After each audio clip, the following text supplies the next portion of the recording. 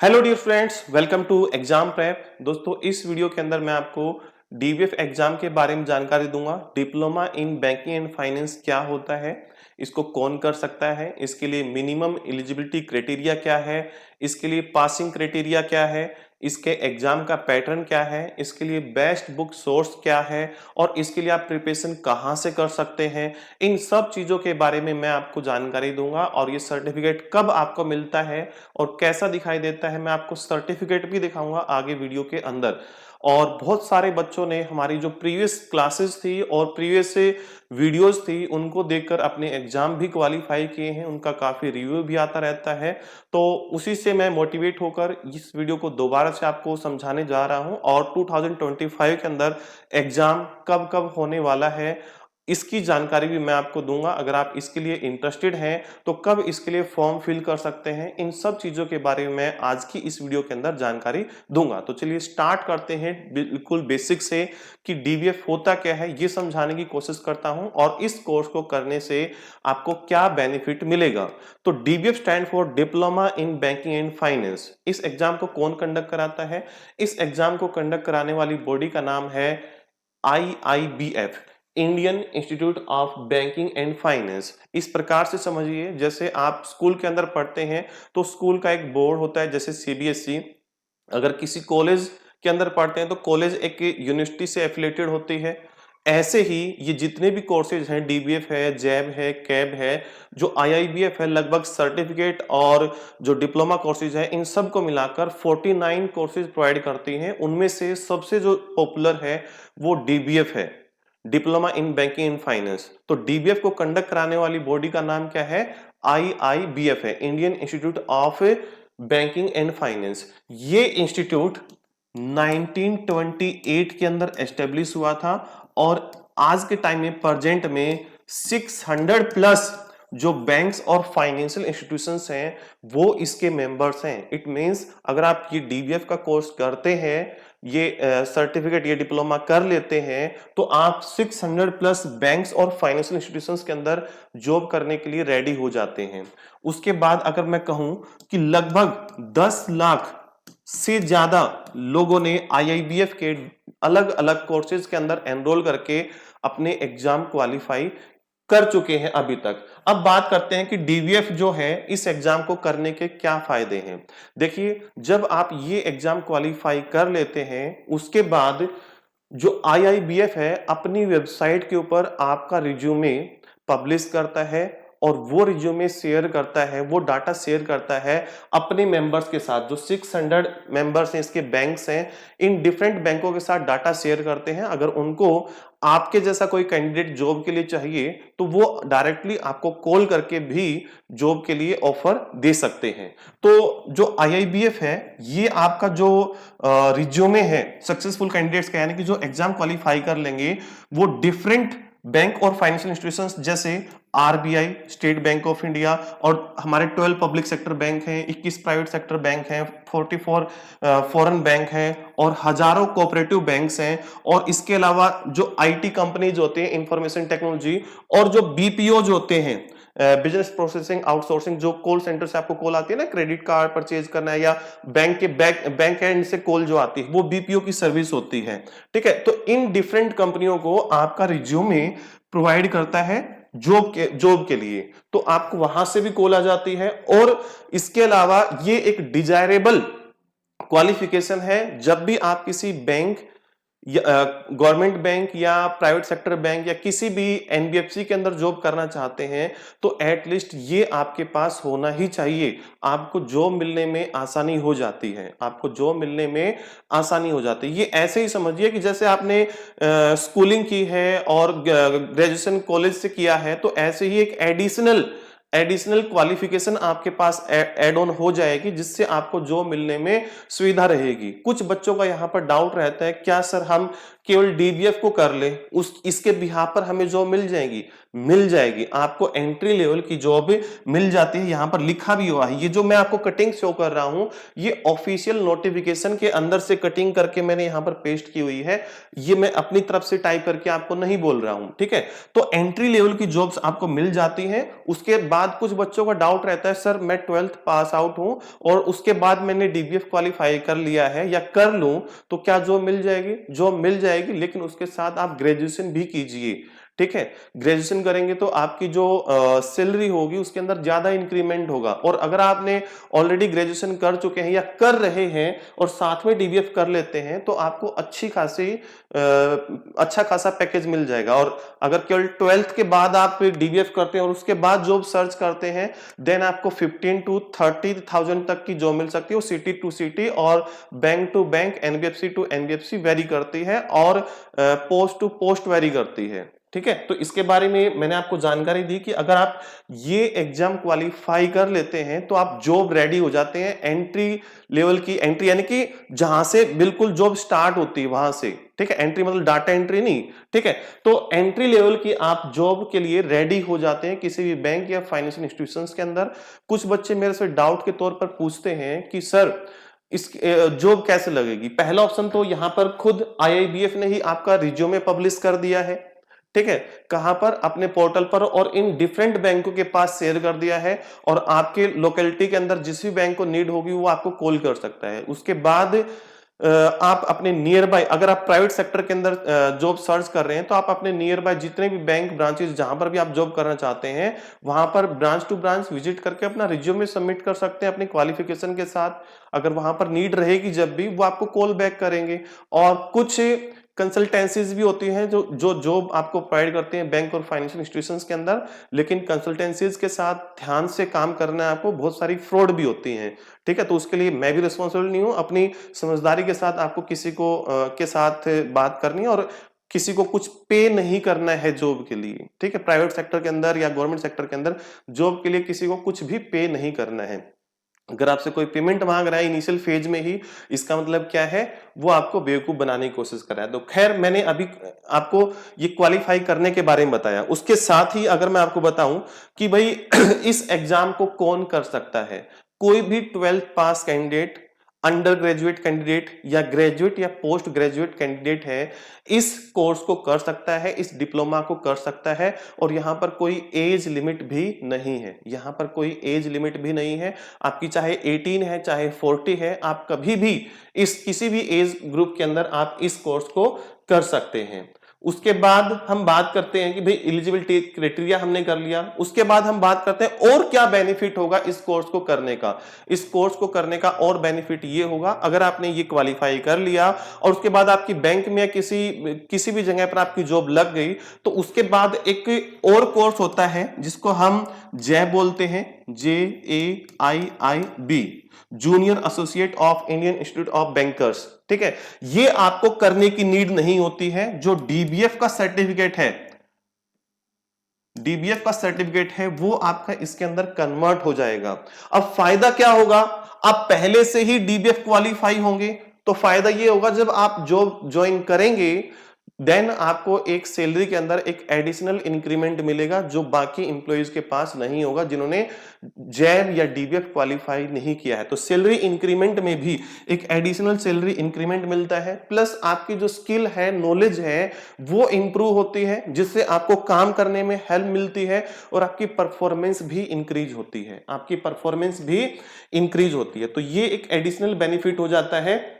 और कोई भी गवर्नमेंट सेक्टर के लिए भी अगर आप प्रिपरेशन कर रहे हैं एग्जाम्स के लिए, देन भी आप अप्लाई कर सकते हैं। आप अप्लाई करेंगे तो जब आप कोई किसी भी बैंक के एग्जाम का गवर्नमेंट सेक्टर के इंटरव्यू फेस कर रहे होंगे, तो इंटरव्यू में आपको काफी हेल्प मिलेगी। आपके पास एडिशनल पहले से ही क्या है, एक क्वालिफिकेशन है, आप इंटरव्यू इजीली क्रैक कर पाओगे और एक अच्छा पॉजिटिव इंप्रेशन जाएगा इंटरव्यू पैनल के ऊपर और वो आपके अच्छे मार्क्स लगाएगा। और बहुत सारे क्वेश्चंस तो इसी के सिलेबस में से आपसे पूछ लिए जाएंगे। तो ये इसके क्या रहेंगे, बेनिफिट रहेंगे। उसी के साथ मैं आपको जानकारी दे दूं कि अगर आप डीबीएफ कोर्स करना चाहते हैं तो इसकी प्रिपरेशन आप कहां से कर सकते हैं। देखिए, इसके लिए आपको किसी कॉलेज के अंदर एडमिशन लेने की जरूरत नहीं होती, ना ही कोई ऑफलाइन में इंस्टीट्यूशन इसके लिए प्रिपरेशन कराता है। इसके लिए आप आईआईबीएफ की ऑफिशियल वेबसाइट से बुक्स बाय कर सकते हैं और बुक्स बाय करके आप सेल्फ पेस में आप प्रिपरेशन कर सकते हैं, सेल्फ स्टडी करके आप प्रिपरेशन कर सकते हैं, देन एग्जाम फॉर्म फिल करके और एग्जाम दे सकते हैं और आप एग्जाम को क्वालिफाई कर सकते हैं। लेकिन फिर भी जो ऑफिशियल बुक्स हैं वो काफी लेंथी होती हैं और उनके अंदर जो लैंग्वेज होती है वो डिफिकल्ट भी होती है और सब कोई उन बुक्स को नहीं पढ़ पाता है। तो उन्हीं बुक्स को इजी वे में आपको समझाने की कोर्स की जाती है हमारे वीडियो कोर्सेज के अंदर। आप हमारे किसी भी हमारी ऐप को डाउनलोड करके, एग्जाम प्रेप ऐप को डाउनलोड करके उसके ऊपर एनरोल करके आप कोर्सेज के सेक्शन के अंदर जाकर डीबीएफ या जैब या किसी भी एग्जाम के लिए एनरोल कर सकते हैं। उन्हीं बुक्स का जो सिलेबस है आपको इजी लैंग्वेज के अंदर समझाया गया होगा और आपको बुक्स बाय करने की नीड नहीं रहेगी। जो ऑफिशियल बुक्स हैं उनकी कॉस्ट 3500 से अबव रहती है, समथिंग इतना ही रहता है, 3500 के आसपास बुक का प्राइस रहता है। और उससे भी कम प्राइस के अंदर, बहुत ही अफोर्डेबल रेट्स के अंदर आप हमारा वीडियो कोर्स, जिसके अंदर आपको पीडीएफ नोट्स, ई बुक्स और टेस्ट सीरीज सब कुछ मिल जाएगा, आप एनरोल करके आप अपनी प्रिपरेशन कर सकते हैं और एग्जाम को क्वालिफाई कर सकते हैं। आपको बुक्स परचेज करने की नीड नहीं रहेगी। तो आप क्या कर सकते हैं, इस ऐप को डाउनलोड कर सकते हैं। ऐप को डाउनलोड करने का लिंक डिस्क्रिप्शन के अंदर दिया गया है, वहां पर क्लिक करके ऐप को डाउनलोड कर सकते हैं। आगे बढ़ते हैं। मैंने एग्जाम के बारे में बताया, कौन कंडक्ट कराता है इसके बारे में ऑलरेडी आपको बता चुका हूं, ठीक है। अब हम बात करते हैं कि ये कोर्स कौन कौन कर सकता है। तो पहले तो मैंने बताया कि अगर आप 12th पास आउट स्टूडेंट्स हैं, अभी अभी आपने 12th पास की है और स्पेशली कॉमर्स स्टूडेंट अगर आपने एग्जाम क्वालिफाई किया है, 12th पास की है, तो आपको ये डेफिनेटली कर लेना चाहिए। साइड बाय साइड करते रहिए, इसको कोई प्रेशर लेकर प्रिपरेशन नहीं करनी होती है, ठीक है। प्रेशर लेकर कोई भी प्रिपरेशन नहीं करनी होती है। तो मिनिमम जो एलिजिबिलिटी है वो क्या है, 12th पास है। क्या कुछ स्पेसिफिक परसेंटेज चाहिए? नहीं। अगर आपके 33% भी हैं देन भी आप प्रिपरेशन कर सकते हैं। या आप 12th पास के बाद कॉलेज जाना स्टार्ट कर दिया, आप अंडर ग्रेजुएट हैं या कॉलेज गोइंग स्टूडेंट हैं, देन आप अपने कॉलेज के कोर्सेज के साथ आप बीए कर रहे हैं, बीकॉम कर रहे हैं, बीबीए कर रहे हैं, एमबीए कर रहे हैं, एमकॉम कर रहे हैं, तो कॉलेज के साथ साथ साइड बाय साइड इसकी प्रिपरेशन करना स्टार्ट कर सकते हैं। आपकी परसेंटेज की यहां पर कोई रिक्वायरमेंट नहीं होती है और पहले ही बता चुका हूं मैं आपको कि यहां पर कोई एज लिमिट भी नहीं है। उसके अलावा ऐसे स्टूडेंट जो ये सोच रहे हैं कि भाई मुझे बैंकिंग के अंदर या फाइनेंस सेक्टर के अंदर ही अपना करियर एस्टेब्लिश करना है, सेट करना है, तो उनके लिए तो ये मस्ट है। आज ही आप इसकी प्रिपरेशन करना स्टार्ट कर दीजिए, आज से ही आपको इसकी प्रिपरेशन करनी स्टार्ट कर देनी चाहिए। उसके अलावा ऐसे बहुत सारे स्टूडेंट होते हैं जो अपने कॉलेज के साथ साथ या कॉलेज के बाद गवर्नमेंट जॉब्स की प्रिपरेशन करते हैं, स्पेसिफिकली बैंकिंग सेक्टर के अंदर। तो अगर आप IBPS PO, IBPS RRB PO या एसबीआई पीओ, आईबीपीएस क्लर्क या आरबीआई असिस्टेंट, किसी भी इस प्रकार के कॉम्पिटिटिव एग्जाम की प्रिपरेशन कर रहे हैं, तो ये कोर्स आपको उन एग्जाम्स को क्वालिफाई करने में भी बहुत ज्यादा हेल्प करने वाला है। तो साइड बाय साइड आपको ये कोर्स करना चाहिए।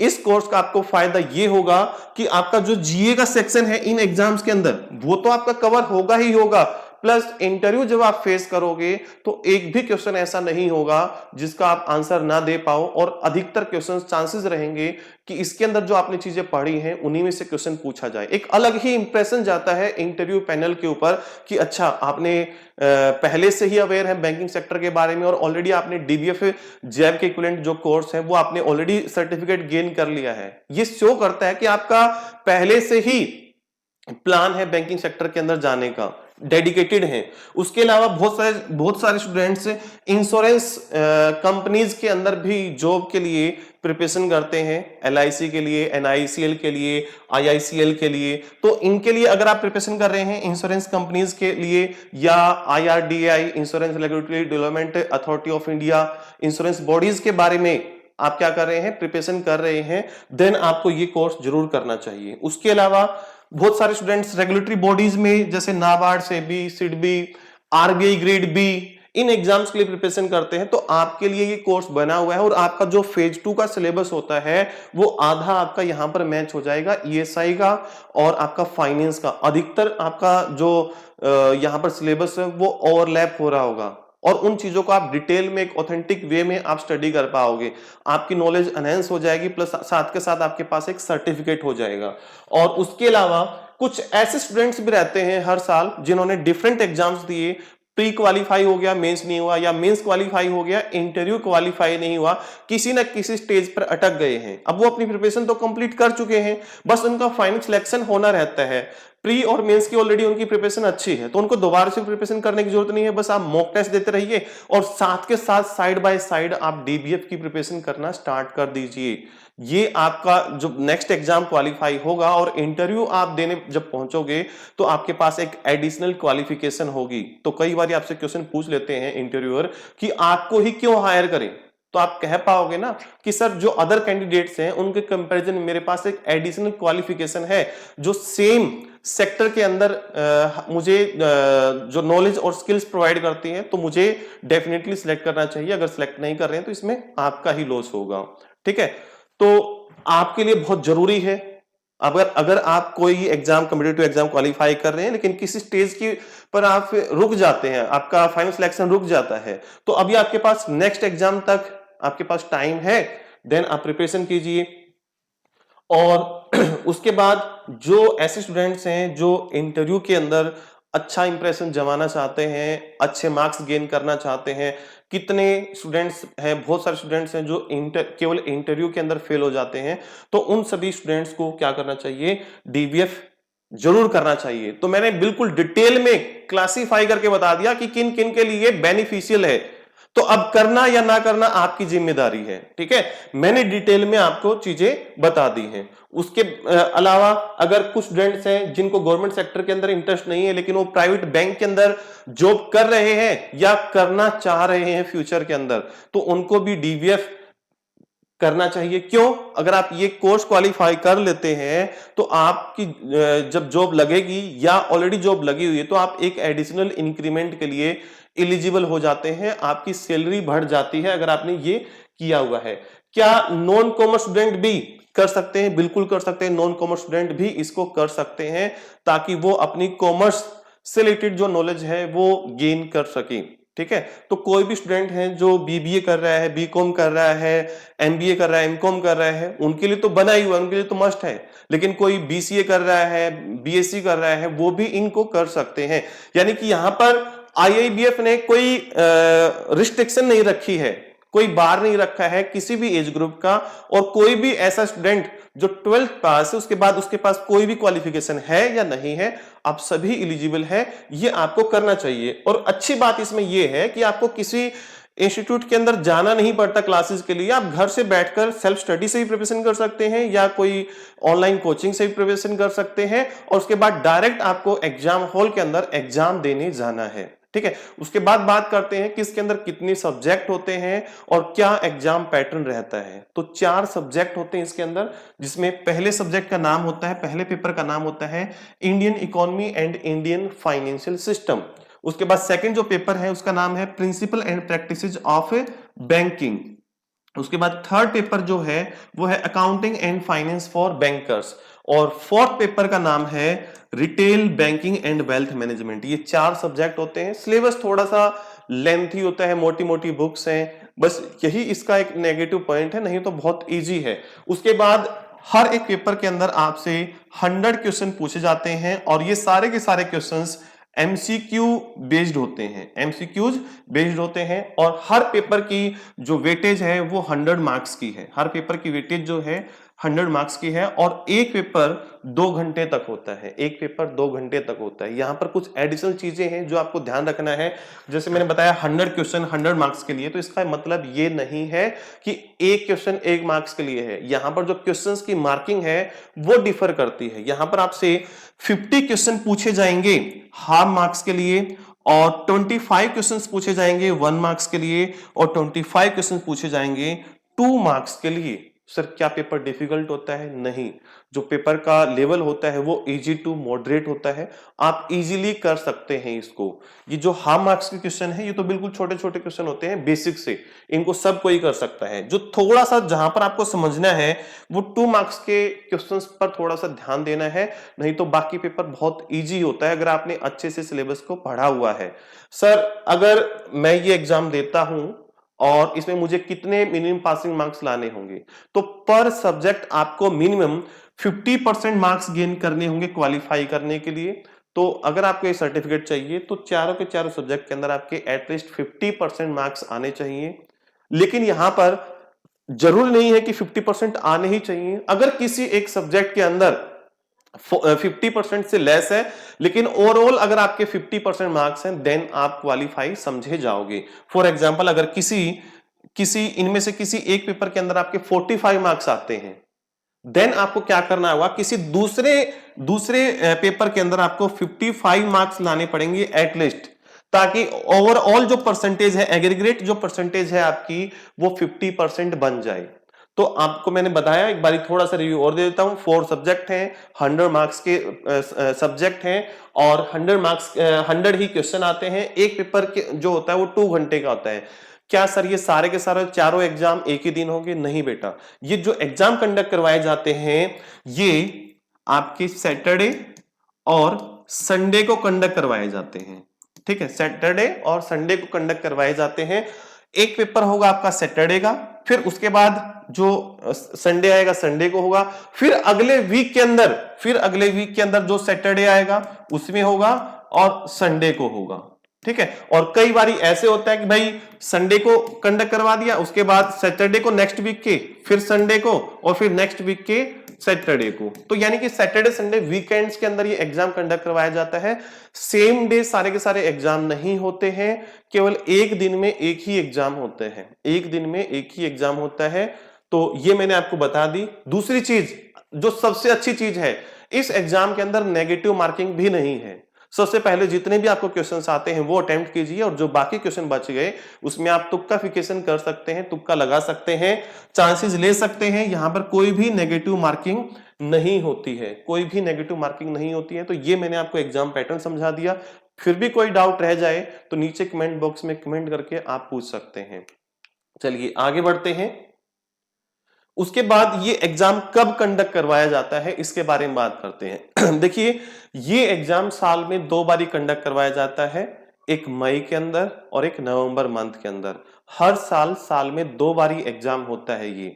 लेकिन इसके लिए जो रजिस्ट्रेशन है, फॉर्म फिलअप जो स्टार्ट होता है, अगर मैं कहूं कि मई सेशन के लिए आपका मार्च के अंदर ही एग्जाम फॉर्म फिल होने स्टार्ट हो जाते हैं। और अब वो तो निकल चुका है, अब हम जो मई के एंड में हैं, तो मई के जो एग्जाम्स थे वो कंप्लीट हो चुके। अब जो एग्जाम होना है वो नवंबर 2025 के अंदर होना है, जिसके लिए रजिस्ट्रेशन 1 अगस्त से स्टार्ट हो जाएंगे। यानी कि आपके लिए अभी सफिशिएंट टाइम है, आप प्रिपरेशन कर सकते हैं। आपके पास पूरा जून है, जुलाई है, अगस्त है, सितंबर है, 4 महीने हैं आपके पास। और 4 महीनों में आपको 4 सब्जेक्ट करने हैं, यानी कि 1 महीने में 1 सब्जेक्ट इजीली आप कवर कर सकते हैं।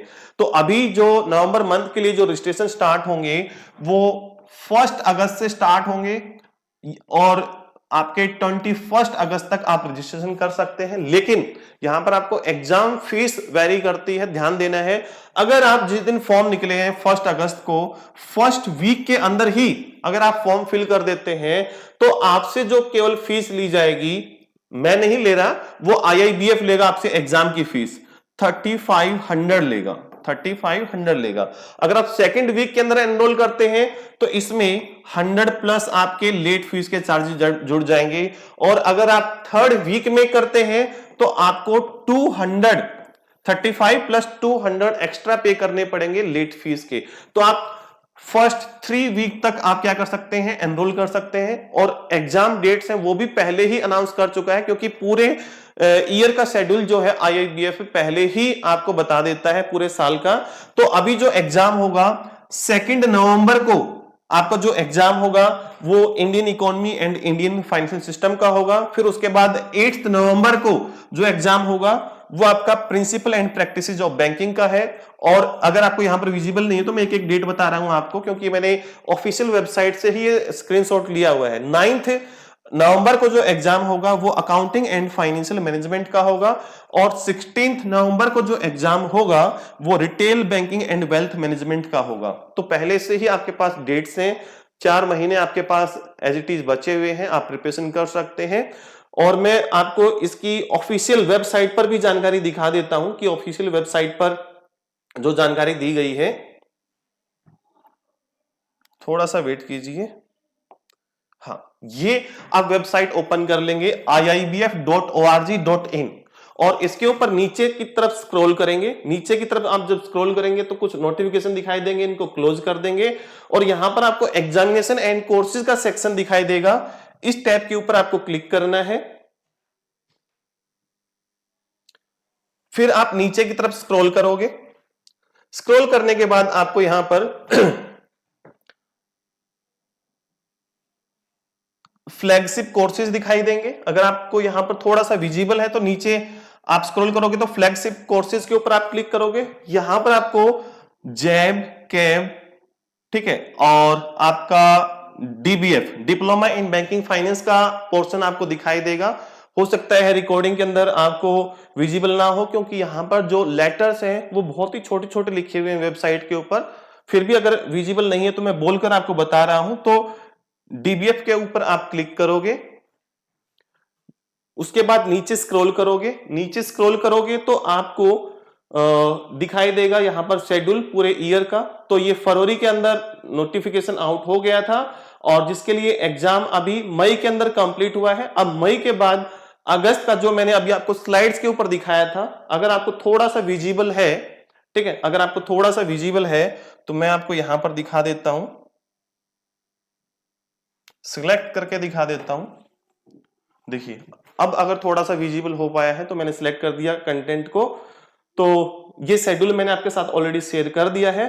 तो यहां पर जाकर आप डिटेल्स के बारे में देख सकते हैं। यहां पर जो एग्जाम फीस है, ठीक है, यहां से सिलेक्ट करके मैं आपको दिखा देता हूं। वेबसाइट पर, ऑफिशियल वेबसाइट पर दी हुई है, ठीक है।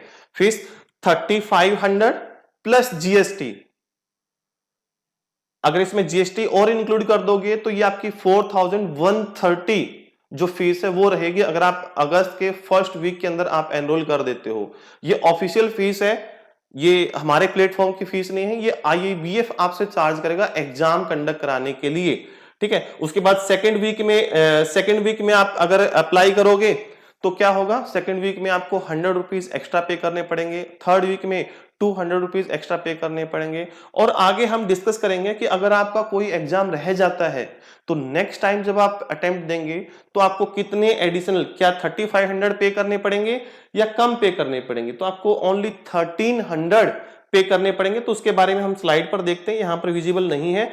फिर थोड़ी सी और जानकारी मैं इसी पर दे देता हूं। अगर आपको यहां पर एग्जाम का सिलेबस देखना है, ऑलरेडी हमारी ऐप पर भी, एग्जाम प्रेप ऐप पर भी आपको मिल जाएगा, नहीं तो आप यहां से भी डाउनलोड कर सकते हैं।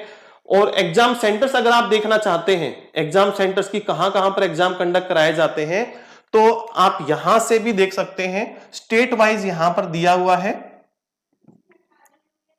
आपको नीचे स्क्रॉल करना है और हर एक स्टेट का यहां पर विजिबल है। लगभग पूरे पैन इंडिया 633 सेंटर्स हैं और इनमें से किसी भी सेंटर पर जाकर अपनी स्टेट के आप एग्जाम दे सकते हैं। आप अप्लाई करेंगे फॉर्म तभी ये फिल कराया जाएगा। अप्लाई करने के लिए आपको यहां पर क्लिक करना है, 9 नवंबर पर क्लिक करना है, रजिस्ट्रेशन करना है, अभी नहीं, 1 अगस्त से, ठीक है। उसके बाद बुक्स अगर आप बाय करना चाहते हैं तो ये ऑफिशियल बुक्स का लिंक दिया हुआ है, यहां से आप क्लिक करके या अमेजन से भी आप क्या कर सकते हैं, ऑफिशियल बुक्स बाय कर सकते हैं। लेकिन मैं रिकमेंड नहीं करूंगा क्योंकि मोटी मोटी बुक्स हैं, आप सेल्फ स्टडी में पढ़ नहीं पाओगे। और अगर आप हमारे कोर्स के अंदर एनरोल होते हैं तो आपको इतनी, जितना आप बुक्स के लिए पे करोगे उससे भी बहुत कम प्राइस के अंदर आपको कंप्लीट कोर्स मिल जाएगा, जिसके अंदर आपको टॉपिक वाइज नोट्स मिल जाएंगे, एमसीक्यूज मिल जाएंगे। हाँ, इन बुक्स के अंदर एमसीक्यूज नहीं मिलते हैं, ये इनकी ड्रॉबैक है, केवल चैप्टर वाइज 5 एमसीक्यू दिए हुए हैं, इन एमसीक्यू से काम नहीं चलता। लेकिन बुक्स अच्छी हैं, कंटेंट अच्छा दिया है, अगर आपको पढ़ने की हैबिट है और बुक्स पढ़ सकते हैं तो डेफिनेटली आप बुक्स बाय कीजिए, ठीक है। लेकिन हर कोई बुक से स्टडी नहीं कर पाता है, ठीक है। तो मैंने आपको वेबसाइट्स वगैरह आपको दिखा दी, यहां से आप जानकारी ले सकते हैं। वापस से हम अपनी स्लाइड्स पर चलते हैं। उसके बाद ये मई मंथ के अंदर जो एग्जाम शेड्यूल था ये ऑलरेडी और हो चुका है। तो 18 मई को लास्ट एग्जाम था, ठीक है, तो ये कंप्लीट हो चुका है। अब मौका है आपके पास, आप नवंबर मंथ के लिए, नवंबर अटेम्प्ट के लिए आप प्रिपरेशन कर सकते हैं अच्छे से। सर अगर हमारा फर्स्ट अटेम्प्ट के अंदर एग्जाम क्वालिफाई नहीं होता है तो क्या हम नेक्स्ट टाइम इस एग्जाम को दे सकते हैं और कितनी बार दे सकते हैं, इस डाउट को मैं आपको क्लियर करता हूं। ये एग्जाम साल में 2 बार ही कंडक्ट कराया जाता है। आपको 3 साल का टाइम मिलता है और 3 साल में वैसे तो एग्जाम कितनी बार कंडक्ट करवाया जाएगा, 6 टाइम हो जाएगा, लेकिन आपको 5 टाइम में एटलीस्ट ये एग्जाम क्वालिफाई कर लेना, यानी कि आपको 5 अटेम्प्ट मिलेंगे। अरे भाई 5 अटेम्प्ट बहुत ज्यादा होते हैं, आपका मैं एग्जाम केवल फर्स्ट अटेम्प्ट के अंदर ही क्वालिफाई करा दूंगा, ठीक है। फर्स्ट अटेम्प्ट के अंदर ही आपका एग्जाम क्वालिफाई हो जाएगा, आपको सेकंड अटेम्प्ट में एग्जाम देने की जरूरत नहीं पड़ेगी। लेकिन हाँ, ये चीज मैं आपको बता देता हूं, कुछ बच्चे क्या सोचते हैं कि भाई सेल्फ स्टडी कर लेते हैं, ठीक है, सेल्फ स्टडी कर लेते हैं और वो एग्जाम देते हैं। Exam fees including GST 3500 plus आपका 18% जीएसटी है, और आई थिंक ये जितना टोटल बनेगा ये 4130, ठीक है, 4130 टोटल बनेगा, इतना तो पे करते हैं। बाई चांस आपका कोई एक एग्जाम रह गया तो आपको दोबारा से एग्जाम देना पड़ेगा, और दोबारा से जब आप एग्जाम दोगे तो आपकी 1300 प्लस जीएसटी आपकी फीस होगी, ठीक है, प्लस 18% आपका इसके ऊपर भी जीएसटी लगेगा। तो आप जितना बचाने की कोशिश करोगे ना कोचिंग से, ठीक है, उतना ही आप दोबारा से एग्जाम देकर पे कर दोगे। तो इससे तो अच्छा बेटर ये है कि मेरा नहीं, आपको जिसका भी अच्छा लगे कोर्स, वो कोर्स आप बाय करके अच्छे से प्रिपरेशन करके और तब एग्जाम दीजिए, और उसके बाद आप सिंगल अटेम्प्ट के अंदर आप एग्जाम को क्वालिफाई कीजिए। आप में से कुछ स्टूडेंट ऐसे हो सकते हैं जो नवंबर मंथ के लिए प्रिपरेशन ना कर रहे हो, नेक्स्ट ईयर के मई मंथ के लिए या नेक्स्ट ईयर के नवंबर मंथ के लिए प्रिपरेशन कर रहे हो, तो वो भी कोर्स के अंदर एनरोल कर सकते हैं। वैलिडिटी के अकॉर्डिंग कोर्सेज अवेलेबल है ऐप के ऊपर, ठीक है, तो वो नेक्स्ट ईयर के लिए भी प्रिपरेशन कर सकते हैं और अभी से थोड़ा थोड़ा करके प्रिपरेशन करना स्टार्ट कर सकते हैं, ठीक है। तो अभी हम अटेम्प्ट की बात कर रहे थे, तो 3 साल का चांस मिलता है, 3 साल में आपको 5 अटेम्प्ट मिलते हैं। उन 5 अटेम्प्ट में चाहे हर एक अटेम्प्ट में एक पेपर क्वालिफाई करके आप कंप्लीट कर लो, ठीक है, चाहे एक बारी में ही एग्जाम क्वालिफाई कर लो, कैसे भी कर लो, आपको एग्जाम क्वालिफाई करने। और मान लो 3 साल में भी एग्जाम अगर आपके क्वालिफाई नहीं हुए, देन आपको दोबारा से वेबसाइट के ऊपर रजिस्ट्रेशन करना पड़ेगा और दोबारा से आपको 3500 प्लस जीएसटी पे करना पड़ेगा। मतलब यार, अगर आप बिल्कुल भी नहीं जानते तो चाहे 10 साल में कर लो, लेकिन ये तो कहने वाली बात है ना, यानी कि आपके पास मौके ही मौके दिए हैं, आईआईबीएफ ने आपको ब्लॉक नहीं किया है, ठीक है, लेकिन आपका एग्जाम क्वालिफाई हो जाएगा। इजी एग्जाम होता है, फर्स्ट अटेम्प्ट के अंदर ही हो जाता है, ठीक है। चलिए थोड़ा सा आगे बढ़ते हैं। तो मैं आपको बता चुका हूं कि जो फीस रहेगी 3500 प्लस जीएसटी रहेगी, आईआईबीएफ चार्ज करेगा, ये फीस हम चार्ज नहीं कर रहे हैं आपसे, मैं दोबारा से आपको क्लियर कर देता हूं। उसके बाद अगर सेकंड अटेम्प्ट आपको देने की जरूरत पड़ती है तो 1300, थर्ड अटेम्प्ट में भी 1300 प्लस जीएसटी, फोर्थ अटेम्प्ट में भी और फिफ्थ अटेम्प्ट में भी, चाहे आपका सिंगल एग्जाम हो चाहे आपके एक से ज्यादा एग्जाम हो, पर अटेम्प्ट आपकी 1300 एक्स्ट्रा फीस रहेगी इंक्लूडिंग 18% जीएसटी, ठीक है। फर्स्ट वीक में आप एनरोल करते हैं तो आपसे केवल 3500 प्लस जीएसटी लिया जाएगा। अगर आप सेकंड और थर्ड वीक में एनरोल करते हैं तो आपसे 100 रुपीज पर वीक के हिसाब से एक्स्ट्रा चार्ज किए जाते हैं, ठीक है। उसके बाद हम बात करते हैं कि सर अगर मैंने डीबीएफ क्वालिफाई कर लिया, उसके बाद मेरी गवर्नमेंट जॉब लग गई या किसी प्राइवेट बैंक के अंदर जॉब लग गई, तो क्या मुझे जैब का एग्जाम भी देना पड़ेगा? नहीं, अब आपको जैब का एग्जाम नहीं देना है, डीबीएफ का ही सर्टिफिकेट जैब के सर्टिफिकेट में कन्वर्ट हो जाएगा। जस्ट आपको मेल करना होगा बस। किसको? आईआईबीएफ को। आईआईबीएफ को मेल करके आपको बताना है कि मैं यहां पर जॉब करना स्टार्ट कर दिया है, अब मेरे सर्टिफिकेट को आपको कन्वर्ट कर देना है। ठीक है, अप्लाई करना है बस। उसके बाद आप डीबीएफ क्वालिफाई करने के बाद आप कैब के लिए एलिजिबल हो जाते हो, सीधा कैब का। ठीक है, certified associate of Indian institute of bankers, ये एग्जाम आप दे सकते हो। जैब आपको देने की जरूरत नहीं होगी, यानी कि आपका टाइम भी बचेगा और समय भी बचेगा। अब बात करते हैं उन ऑफिशियल बुक्स की जो इंपॉर्टेंट है और जो बेस्ट बुक भी है। बेस्ट है ये बुक्स, ठीक है, अगर आप बुक से पढ़ सकते हैं तो ये 4 बुक्स हैं। ये अमेजन पर भी और आईआईबीएफ की वेबसाइट पर भी अवेलेबल है। चारों सब्जेक्ट की अवेलेबल है। आपको हमेशा जब भी अगर आप बुक बाय कर रहे हो तो बुक बाय करते समय आपको लेटेस्ट एडिशन ही बाय करना है, ये आपको ध्यान रखना है।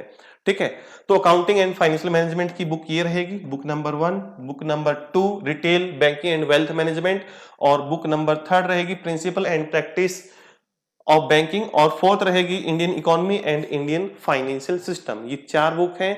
आप इन बुक को बाय कर सकते हैं, या इन बुक्स को जितनी कॉस्ट में आप बाय करोगे उससे कम कॉस्ट में आप कोर्स के अंदर एनरोल होकर कोर्स के थ्रू भी प्रिपरेशन कर सकते हो। उसके अंदर आपको PDF notes, quizzes, video classes, ठीक है, और अप टू डेट जानकारी आपको मिलती रहती है। आप एग्जाम प्रेप ऐप को डाउनलोड कर सकते हैं। उसके बाद मैं आपको कुछ चीजें दिखा देता हूं कि जब आप ये एग्जाम देते हैं, क्वालिफाई कर लेते हैं, तो क्या चीजें रहती हैं। सबसे पहले खास बात यह है कि जिस दिन आप एग्जाम देने जाएंगे और एग्जाम सबमिट करेंगे, सबमिट करते ही आपका स्कोर आपकी स्क्रीन पर रिफ्लेक्ट हो जाएगा कि आपने कितना स्कोर किया है। इसमें वेट करने की जरूरत नहीं पड़ेगी आपको रिजल्ट को। 1 बाय 1 एग्जाम देते जाइए, और एग्जाम सबमिट करते ही आपकी स्क्रीन पर क्या होगा? आपका रिजल्ट होगा पर सब्जेक्ट का। उसके बाद आप घर आकर भी अपने एनरोलमेंट और पासवर्ड के थ्रू ऑफिशियल वेबसाइट पर जाकर आप स्कोर चेक कर सकते हैं एग्जाम के तुरंत बाद। जिसके बाद मैंने एक स्टूडेंट की ही ये एक डमी लगाई है यहाँ पर, लेकिन कुछ चीजें मैंने रिमूव कर दी हैं। ठीक है, क्योंकि किसी की ऑफिशियल जो जानकारी है वो शेयर नहीं करनी चाहिए। तो हमारा रविंद्र स्टूडेंट रहा था, तो उनकी ये स्कोर कार्ड है। तो और ये स्कोर कार्ड कैसा है? प्रोविजनल स्कोर कार्ड है। एग्जाम सबमिट करते ही आपको पर सब्जेक्ट का स्कोर कार्ड वहां पर एग्जाम सेंटर में भी देखने पर मिल जाएगा, और घर आकर भी आप वेबसाइट से डाउनलोड कर सकते हैं। तो इन्होंने काफी अच्छा स्कोर किया है, 83 out of 100 in retail banking and wealth management. ठीक है, और ये एग्जाम अभी मई के अंदर 18 मई को ही एग्जाम था। ठीक है, क्योंकि एक बार आप सिलेबस कर लेते हो ना, तो फिर आपका कोई क्वेश्चन नहीं बचता। मैं बहुत ही डिटेल में आपको चीजें समझाता हूं लॉजिक वे के अंदर। और जो उसके बाद ऑफिशियल जो स्कोर कार्ड है, एग्जाम कंडक्ट होने के 45 डेज के अंदर आपको चारों सब्जेक्ट का एक कंबाइंड स्कोर कार्ड इश्यू कर दिया जाता है, उसको भी देखते हैं। तो ये आपका एक स्कोर कार्ड हुआ जिसमें चारों सब्जेक्ट के मार्क्स दिए होंगे। तो ये हमारे किसी अदर स्टूडेंट का है। यहाँ से रजिस्ट्रेशन नंबर, यहाँ पर उनका जो एड्रेस है वो मैंने हाइड कर दिया है। यहाँ पर आप मार्क्स देख सकते हैं, मार्क्स जो स्कोर किए हैं डिफरेंट एग्जाम्स के अंदर, तो काफी अच्छे मार्क्स स्कोर किए हैं। ये लास्ट ईयर का है। ठीक है, तो उसके बाद ये आपको 3 वीक के बाद आपको रिजल्ट क्या कर दिया जाता है? डिक्लेयर कर दिया जाता है ऑफिशियल स्कोर कार्ड के 3 वीक के बाद। उसके बाद हम बात करते हैं कि एंड में जो आपको सर्टिफिकेट मिलेगा वो कैसा दिखाई देगा। तो सर्टिफिकेट इस प्रकार का रहेगा। ठीक है, तो सर्टिफिकेट के अंदर यहाँ पर रजिस्ट्रेशन नंबर रहता है, मैंने हाइड कर दिया है। यहाँ पर फोटो रहता है, यहाँ पर सिग्नेचर रहता है, मैंने हाइड कर दिया। यहाँ पर सीरियल नंबर रहता है, और यहाँ पर आपका नाम रहता है, और यहाँ पर ऑफिशियल सिग्नेचर रहते हैं, और यहाँ पर क्यूआर कोड होता है। ठीक है, जो चीजें मैंने हाइड कर दी हैं, बस आपको एक डमी दिखानी थी कि भाई सर्टिफिकेट किस प्रकार का दिखाई देता है। ये सर्टिफिकेट आपके रिज्यूमे को वेट देगा, आपको रिज्यूमे को अच्छा बना देगा। ठीक है, और जब आप इस एग्जाम के बाद आप कहीं पर भी जॉब के लिए जाते हैं तो आपका एक इंप्रेशन जो रहता है, फर्स्ट इंप्रेशन जो रहता है वो बहुत अच्छा रहता है। और जो स्टूडेंट्स बिल्कुल फ्रेशर हैं उनके पास किसी प्रकार का कोई एक्सपीरियंस नहीं है, उनको तो ये मस्ट है, ये करना चाहिए। ठीक है, उनको तो मस्ट है ये करना ही चाहिए जो फ्रेशर्स हैं, क्योंकि उनके पास एक चीज, एक एडिशनल स्किल एड ऑन हो जाएगी। ठीक है, तो स्किल एड ऑन करना चाहते हैं और अपना रिज्यूमे अच्छा बनाना चाहते हैं तो इस कोर्स को जरूर कीजिए। इस कोर्स के लिए मैंने बताया था कहीं पर भी आपको भटकने की जरूरत नहीं होती है, घर बैठे आप प्रिपरेशन कर सकते हैं।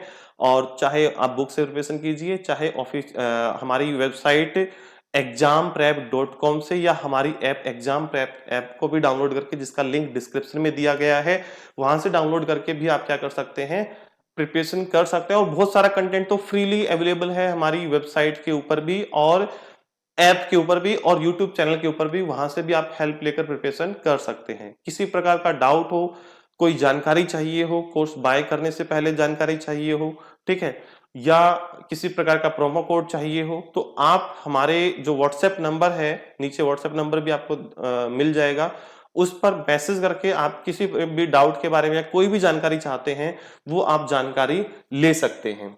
तो मैंने अपनी तरफ से आपको सारी जानकारी दे दी है। फिर भी अगर कोई डाउट रह गया है तो आप मुझे मैसेज कर सकते हैं, मैं आपको जरूर रिप्लाई करूंगा। कॉल भी कर सकते हैं, कॉल के लिए भी कोई मनाही नहीं है, लेकिन मैं कुछ ऑफलाइन क्लासेस के अंदर भी इंगेज होता हूं तो मैं आपको हो सकता है रिप्लाई थोड़ा सा लेट करूं। तो एक बारी फिर से मैं आपको सारी चीजें दिखा देता हूं, कोई भी डाउट रहता है तो वो आप पूछ सकते हैं। चलिए, हमारी जानकारी यहां पर कंप्लीट होती है, मिलते हैं नेक्स्ट सेशन के अंदर। Have a nice day.